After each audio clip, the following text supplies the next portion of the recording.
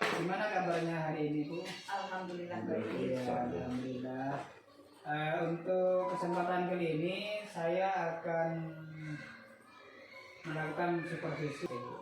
Nah, dalam supervisi ini nanti saya akan melakukan observasi di kelas di mana Ibu akan mengajar, di mana nanti di kelas tersebut saya akan menilai dan mencatat serta mengamati apa saja yang terjadi di kelas itu, yaitu mengenai pembelajaran. Pembelajaran tersebut pembelajaran yang berpihak pada murid. Jadi intinya adalah pembelajaran yang terbaik pada murid-murid kita seperti itu. Nah itu. Sebelum melakukan observasi pada kesempatan ini itu adalah istilahnya pra observasi. Jadi ada kegiatan pra observasi di mana sebelum observasi, sebelum supervisi, yaitu pra observasi ini bertujuan untuk melihat atau menilai sejauh mana kesiapan Ibu dalam melakukan pembelajaran di kelas itu. Sebelum melakukan observasi, ada beberapa pertanyaan. Pertama adalah tujuan pembelajaran yang ingin dicapai Ibu ketika melakukan pembelajaran di kelas itu apa saja, Bu? Tujuan pembelajaran yang akan saya sampaikan di kelas yaitu yang pertama, melalui peta konsep, siswa dapat mengetahui isi teks bacaan. Yang kedua, melalui gambar, siswa dapat mengetahui perpindahan kalor. Yang ketiga, melalui percobaan, siswa dapat mengetahui perpindahan kalor secara kondisi. Itu tujuan pembelajaran yang akan saya sampaikan kepada siswa. Ya, baik. Jadi tujuan pembelajaran yang akan Ibu sampaikan ketika pembelajaran yang pertama adalah melalui peta konsep, siswa dapat mengetahui tujuan pembelajaran. Jadi pertama adalah melalui peta konsep, siswa dapat mengetahui isi teks bacaan. Yang kedua, melalui gambar, siswa dapat mengetahui perpindahan kalor. Dan yang ketiga, melalui percobaan, siswa dapat mengetahui perpindahan kalor secara konduksi. Seperti itu ya, Bu? Ya.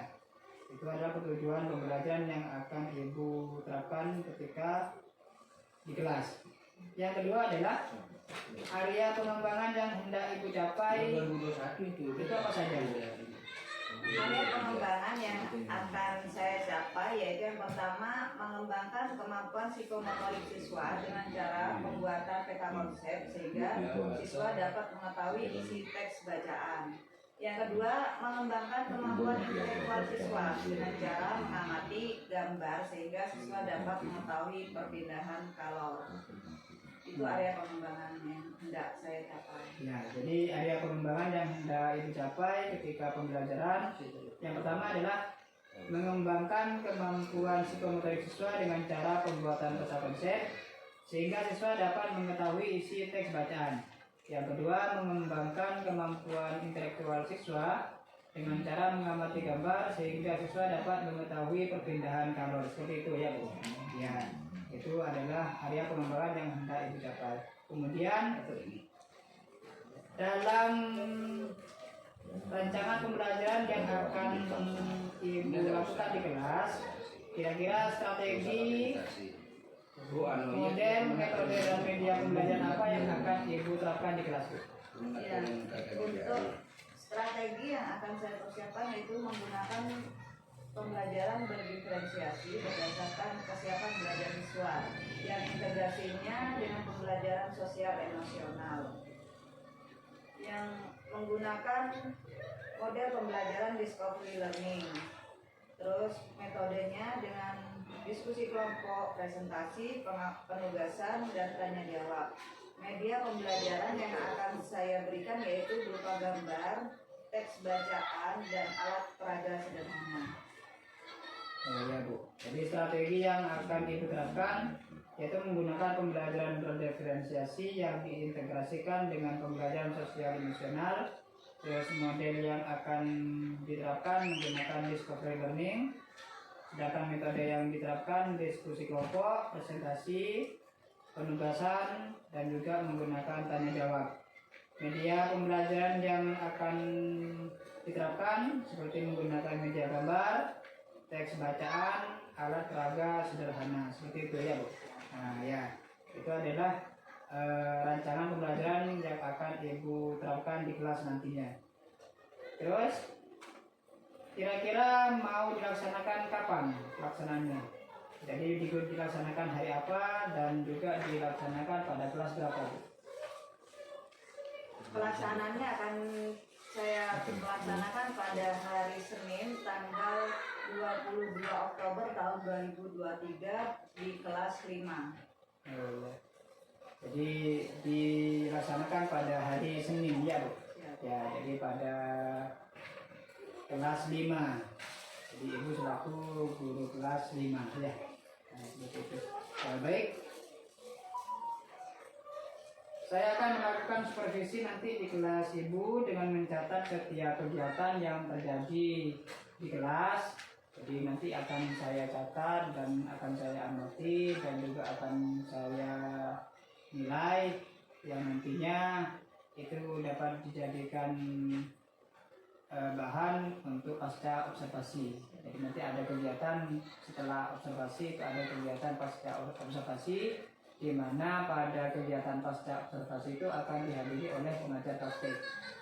Jadi nanti kami selaku calon guru penggerak angkatan 8 itu akan dihadiri pengajar praktek dalam melakukan pasca observasi pada rekan guru. Seperti itu. Terima kasih banyak Bu atas waktunya. Jadi semoga apa yang direncanakan nanti di hari Senin semoga berjalan dengan lancar. Demikian, terima kasih banyak atas waktu dan juga kesediaannya untuk diwawancarai seperti itu. Terima kasih banyak. Assalamualaikum warahmatullahi wabarakatuh. Waalaikumsalam warahmatullahi wabarakatuh.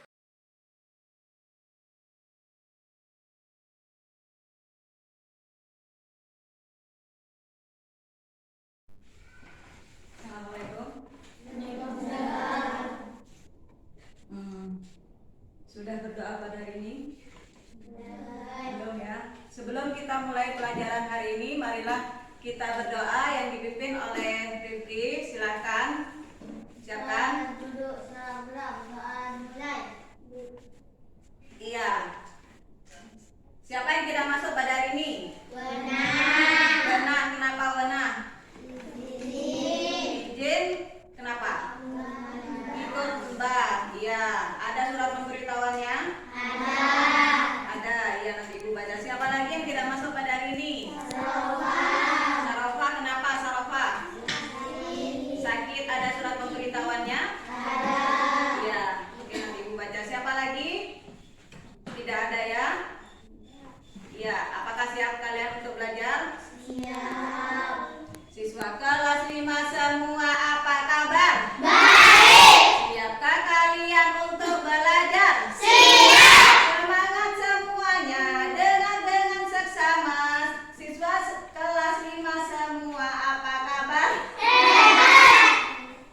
Salah ya. Tepuk 1, tepuk 2, tepuk 3, tepuk 4, tepuk 5. Oke, terima kasih untuk anak-anak kelas 5 yang hebat-hebat. Materi kemarin yang telah Ibu sampaikan yaitu tentang apa? Sumber energi panas. Sumber energi panas itu dari apa saja? Siapa saja yang tahu? Matahari. Benar, Nafisa, matahari. Selain matahari lagi apa? Dari api. Rizky, benar, Rizky dari api. Ya. Ibu tanya kepada kalian, berarti kalian sudah mengetahui materi yang sebelumnya.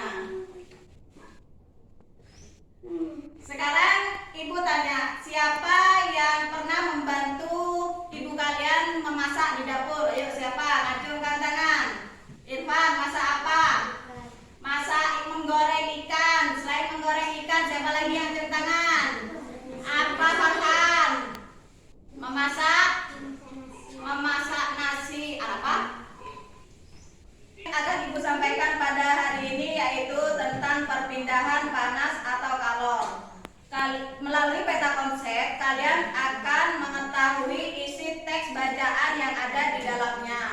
Kemudian melalui gambar kalian akan mengetahui apa itu perpindahan panas dan kalor. Setelah melalui gambar akan ibu suruh kalian untuk melakukan percobaan agar kalian lebih mengerti dan bisa membuktikan bagaimana cara perpindahan kalor secara konduksi. Ya, untuk materi kali ini kalian buka buku halaman 69. Dibuka bukunya halaman 69 tentang membaca teks yaitu perpindahan panas atau kalor. Kalian baca isi teks bacaan yang ada di dalamnya. Kalian baca dengan seksama, dengan teliti. Yang tulis ya. Ada dua. Terus yang ketiga yaitu terjadinya dengan tiga cara dan contohnya kalian tulis ya. Sambil lalu kalian baca, kalian tulis kalimat penting yang ada di dalamnya adalah peta offset ya. Silahkan dikerjakan.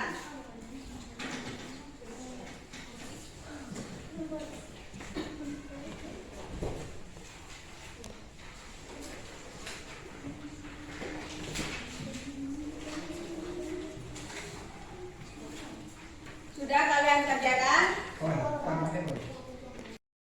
Ya, perhatikan kalian duduk dengan tenang.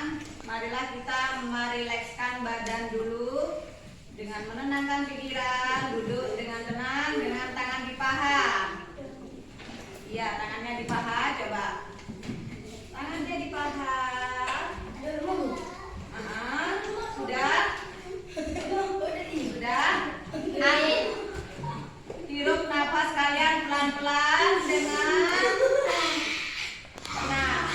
Hirup, kemudian keluarkan dengan pelan-pelan sambil kalian merasakan tenang, tenang, tenang, dan tenang. Sudah. Hirup nafas kalian lagi panjang-panjang, pelan, tenang. Keluarkan pelan-pelan. Ya, satu kali lagi ya. Relax badannya. Tangannya di paha biar tenang. Tarik nafas dalam-dalam melalui hidung dan hembuskan pelan-pelan melalui hidung. Apa yang kalian rasakan? Relax apa enggak? Lebih tenang? Ya, lebih tenang ya. Sudah? Sudah? Sudah kalian lakukan? Setelah kalian relax, mari kita ke materi yang akan ibu sampaikan kepada kalian. Materinya tentang apa kemarin yang sebelumnya kemarin ibu sampaikan tentang apa? Sumber energi panas. Ya. Apa yang kalian rasakan dari percobaan yang kalian lakukan? Panas. Panasnya dari sendok itu panas, padahal sendok itu tidak ada apinya. Api itu mengalir dari tempat yang bersuhu tinggi menuju tempat yang bersuhu rendah. Berarti dari api lilin akan mengalir ke sendok. Sendok itu akan terasa panas. Itu percobaan yang dilakukan dengan percobaan yang dilakukan dengan cara konduksi. Ya, dari sini apa ada yang kalian tanyakan? Tidak ada. Setelah kalian melakukan percobaan, dari semua percobaan yang kalian lakukan, apa yang kalian dapat simpulkan dari semua penjelasan yang ibu sampaikan? Apa? Yang pertama apa? Panas akan berpindah dari suhu yang tinggi menuju suhu yang rendah. Terus perpindahan panas terjadi dengan berapa cara? 3 cara. Yang pertama yaitu apa? Konduksi. Yang kedua apa? Konveksi. Yang ketiga apa? Radiasi. Itu adalah perpindahan panas atau kalor. Ada lagi? Ibu lihat hasilnya. Ya, dari kelompok 3 dengan membuat peta konsep. Yang pertama yaitu air dalam panci dipanaskan dengan api kompor akan mendidih. Yang kedua, panas dari sinar matahari sampai ke bumi. Yang ketiga terjadi dengan 3 cara yaitu konduksi, konveksi, dan radiasi. Ya, ini kalian berarti sudah bisa membuat peta konsep dengan apa? Membaca isi bacaan teks di dalamnya dengan menulis kalimat-kalimat penting yang ada di dalamnya, kemudian kalian letakkan dalam peta konsep. Ya, setelah melakukan peta konsep, kalian akan ibu perlihatkan yaitu contoh gambar tentang perpindahan panas. Panas dapat berpindah melalui 3 cara, yaitu konduksi, konveksi, dan radiasi. Iya, dan kalau radiasi yaitu pancaran secara langsung, konveksi melalui zat perantaranya, dan konduksi diikuti zat perantaranya. Dari gambar ini kalian bisa melihat dan mengerti ya, kalau radiasi dipancarkan secara langsung, kalau konveksi melalui zat perantaranya, kalau konduksi diikuti zat perantaranya. Dari setelah gambar yang akan Ibu berikan pada kalian, dari masing-masing kelompok akan melakukan percobaan ya.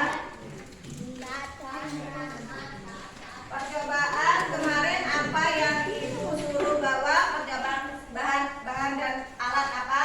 Sendok, sendok, korek api, korek api. Ya. Coba per kelompok kalian lakukan percobaan.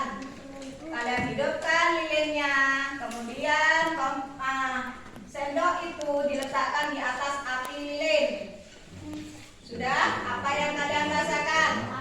Panas, benar. Panas dari suhu yang tinggi menuju ke suhu yang rendah. Dari panasnya dari api lilin menuju ke sendok. Dari lilin menuju ke sendok, benar. Dari percobaan ini, Ibu tanya, dari percobaan ini dengan caranya melalui apa? Melalui perpindahan panas secara konduksi. Ya, benar sekali. Sudah dilakukan percobaannya ya. Ya.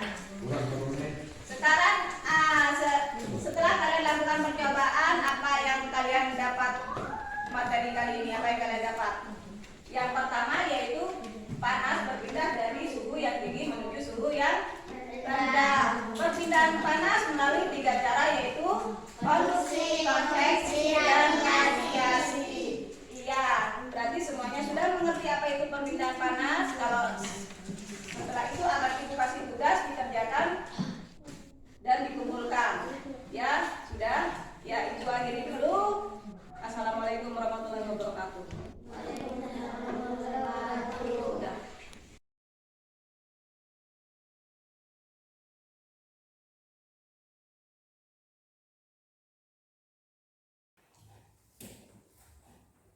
Assalamualaikum warahmatullahi wabarakatuh, Bu.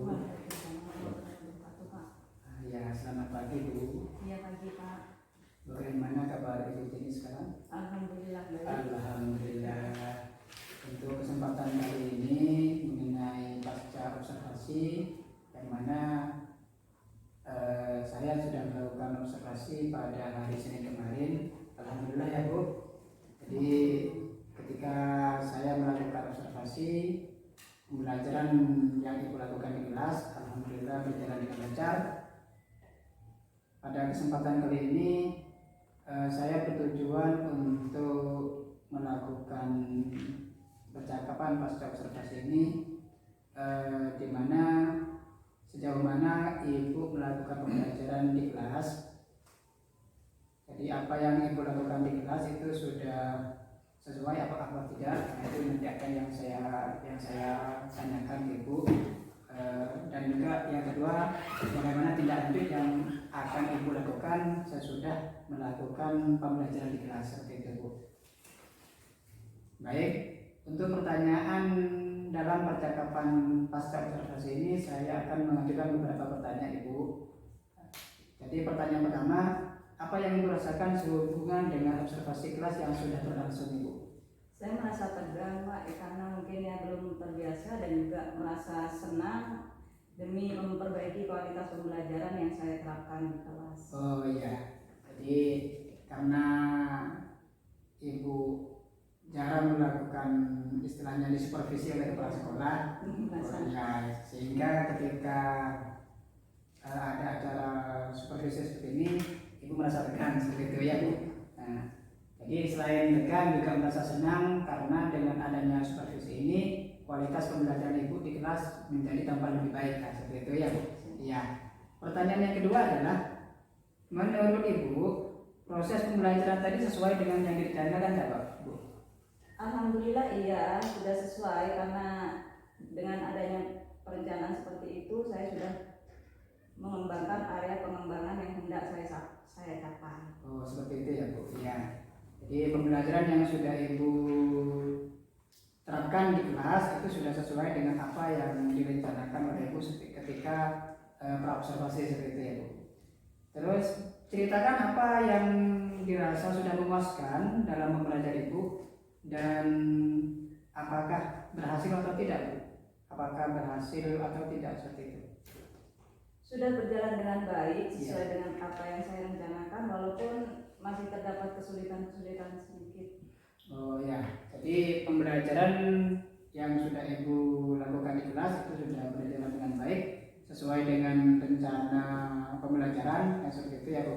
Jadi walaupun ada kesulitan-kesulitan yang terjadi pada saat melakukan proses pembelajaran seperti itu. Ya, berikutnya, menurut Anda, menurut Ibu, apa yang menjadi kesulitan yang dialami oleh murid ketika di kelas? Yang menjadi kesulitan yang dialami oleh murid yaitu ketika diskusi kelas mereka kurang aktif melakukan diskusi. Oh, seperti itu ya. Jadi ketika anak-anak melakukan diskusi, anak-anak kurang aktif mengeluarkan ide-idenya seperti itu ya, Bu. Ya. Jadi berarti itu kesulitan anak ketika melakukan diskusi. Kira-kira apa penyebabnya, Bu? Jadi ketidakaktifan tersebut disebabkan oleh apa kira-kira? Mungkin dari jumlah anggota dalam satu kelompok terlalu banyak. Mungkin juga siswa belum terbiasa karena diskusi kelompok. Mereka takut menyampaikan idenya. Iya. Siswa juga mungkin kurang terpenuhi kebutuhan belajarnya. Oh, seperti itu ya, Bu.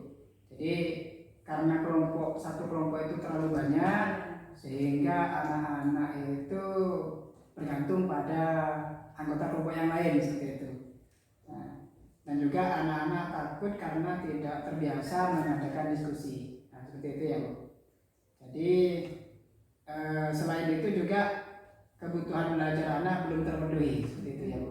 Jadi menurut Anda penyebab ketidakaktifan tersebut sudah dijawab oleh Ibu. Yang berikutnya adalah menurut Anda apa yang menjadi kesulitan Anda? Dari kendala atau kesulitan yang dihadapi murid tersebut, maka saya juga merasa sulit dalam memenuhi kebutuhan belajar mereka. Oh iya. Jadi kendala atau kesulitan yang murid rasakan itu sehingga menjadi penyebab kesulitan Anda dalam menyampaikan materi pembelajaran seperti itu ya, Bu. Berikutnya, apakah ada alternatif lain untuk mengatasi kesulitan Ibu tersebut dalam menyampaikan pembelajaran pada anak tersebut? Alternatif untuk mengatasi kesulitan tersebut mungkin dengan cara memenuhi kebutuhan belajarnya. Mereka disesuaikan dengan minat atau gaya belajar anak yang berbeda-beda.